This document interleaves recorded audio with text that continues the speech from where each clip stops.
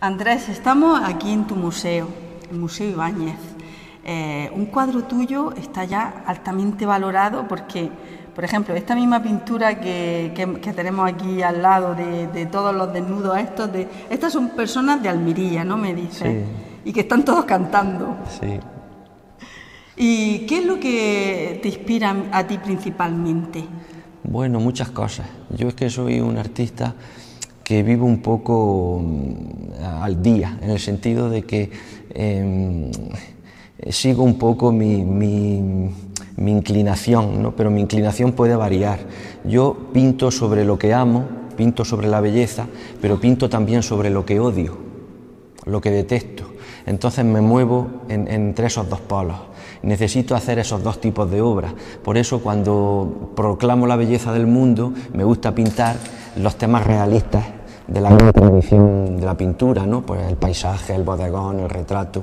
Pero cuando necesito un poco expresar mi rebeldía porque hay algo con lo que me siento indignado o algo que directamente detesto, pues entonces surge una pintura que también es realista, pero tiene algo más expresionista, tiene algo de deformación, tiene una intención deformante de la realidad, que es la forma de un poco de sacudir al espectador. Hay veces que el realismo no es suficiente, se queda corto y hace falta deformar deformar la realidad, aunque muchas veces esa deformación en el fondo, desde el punto de vista intelectual o expresivo, es más real que la propia realidad, ¿no? Porque lo que está es desvelando emociones. Desvelando Estás desvelando emociones. Sí, que salen de la realidad. Rabias y todo ese tipo de cosas, ¿no? Entonces, para mí, a mí me sirve como una terapia casi catártica, ¿no?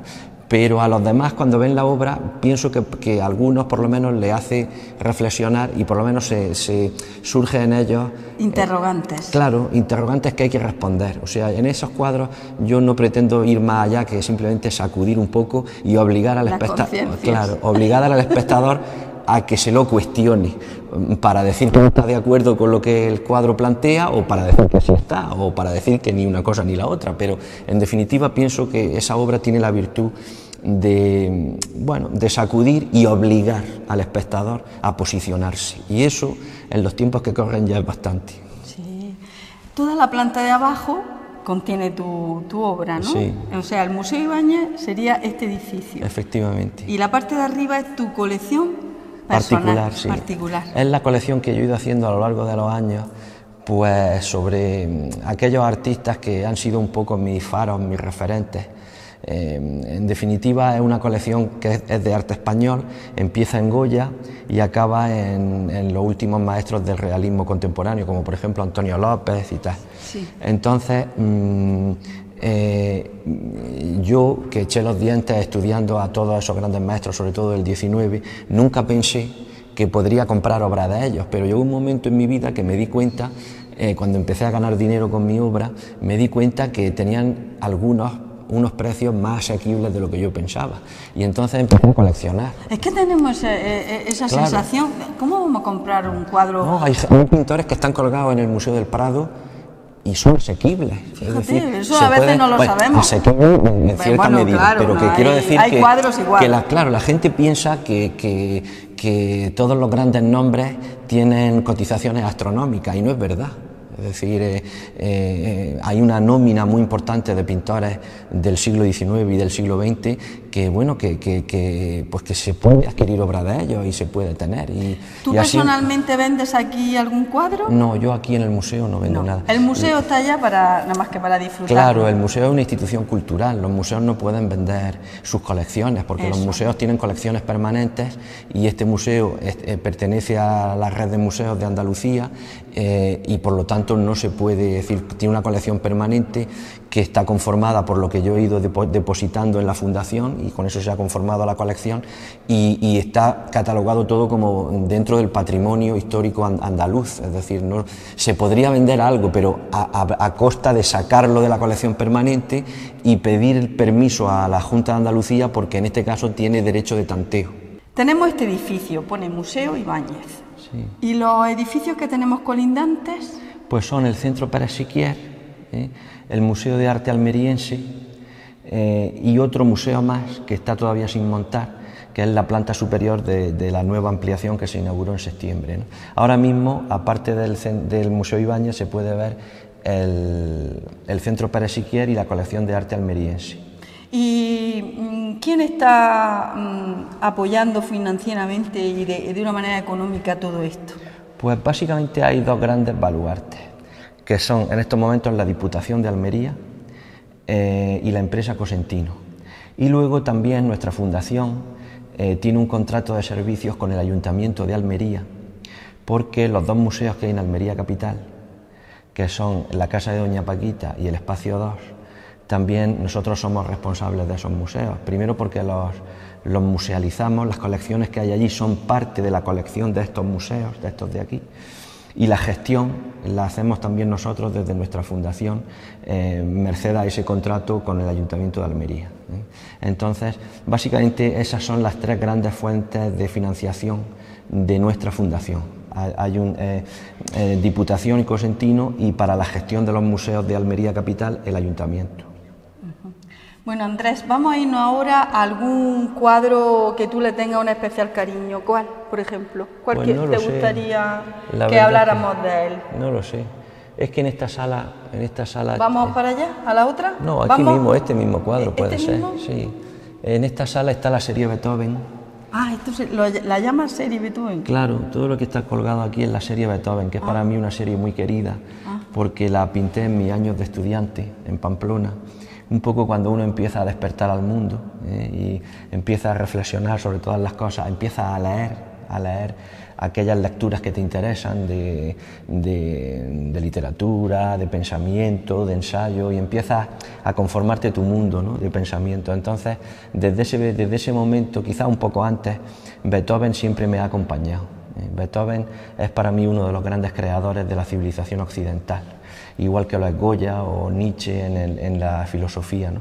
Pero Beethoven siempre me ha acompañado y me sigue acompañando, porque ya desde que yo era casi un niño, mi abuelo escuchaba a Beethoven casi todos los días y yo era el que le ponía los discos. Entonces yo entré a la música clásica por él, es decir, empecé siendo melómano gracias a él.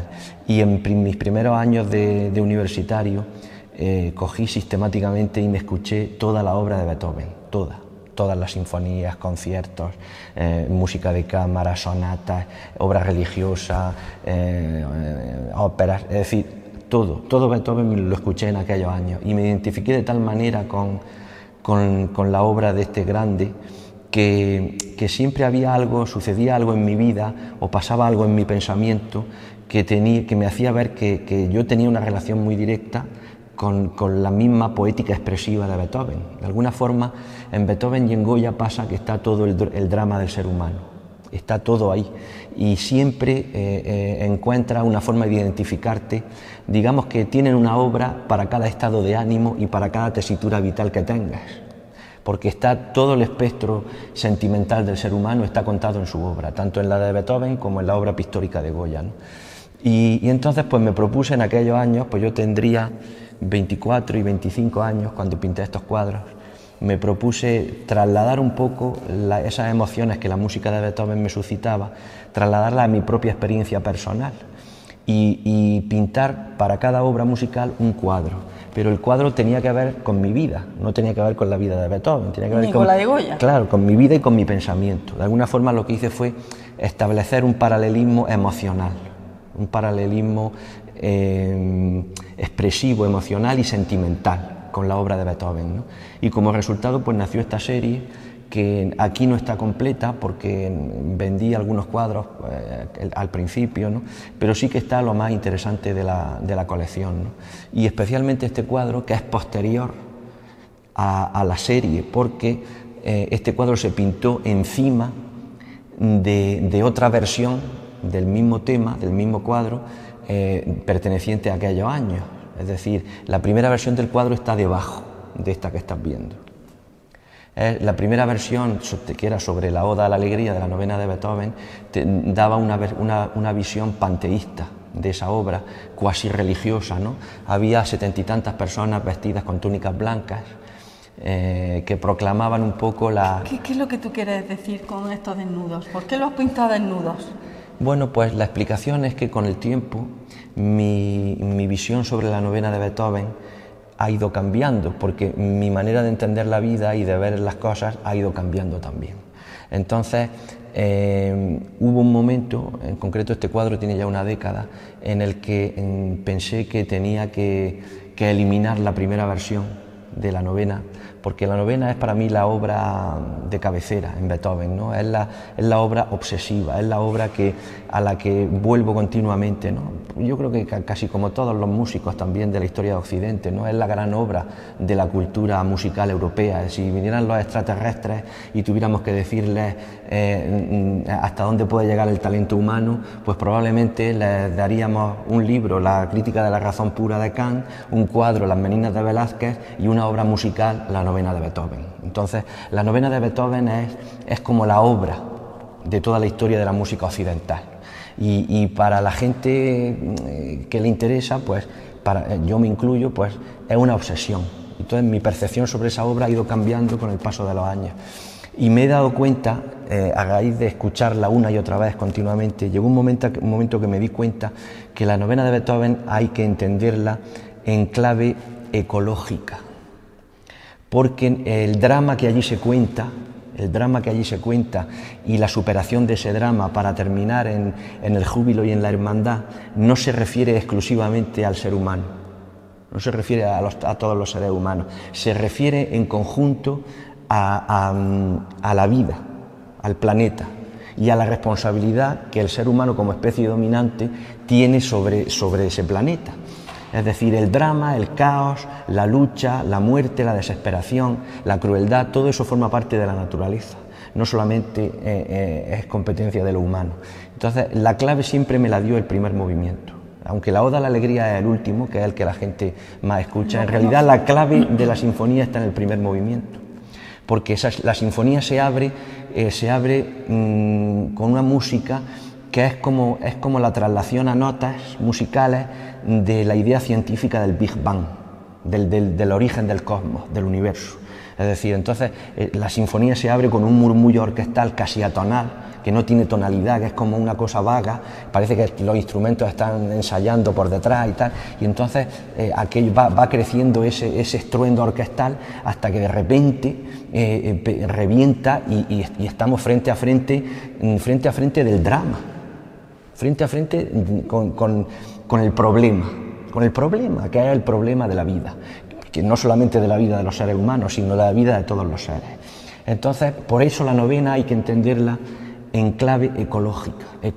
Por eso las pintas a todos desnudos. Claro, porque la única forma de que seamos especie, como el resto de especies, es colocarnos así, es colocarnos desnudos, es decir, somos una especie más que tenemos una gran responsabilidad, porque somos la especie dominante.